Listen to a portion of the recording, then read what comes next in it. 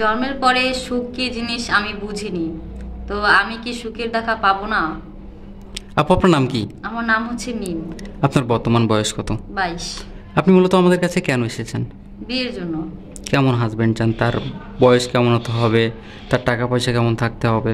টাকা পয়সা দিতে কি হয়? টাকা পয়সা তো কিছু হয় না, আসল হচ্ছে তার মন। তার মনটা আসলে কেমন। ঘরে যদি খাবার না থাকে তাহলে তো ভালোবাসা জানালা দিয়ে পালিয়ে যাবে। যদিও সে 3 বেলা আমাকে খাবার যদি নাও খাওয়ায়, তারপর আমি তাকে ছেড়ে যাব না।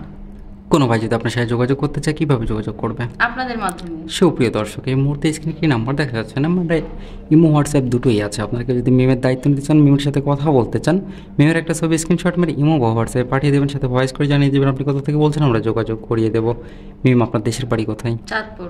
আপনার ফ্যামিলিতে কে কে আছে? মা আছে, ছোট ভাই আছে। বাবা কি হয়েছে? বাবা চলে গেছে। কোথায় চলে গেছে? উনি আরেকটা বিয়ে করছে। নামাজ কালাম পড়েন? জি। কোরআন শরীফ পড়তে পারেন? হ্যাঁ পারি। বাংলা কতটুকু পড়াশোনা করেছেন? আমি এসএসসি পর্যন্ত পড়ছি।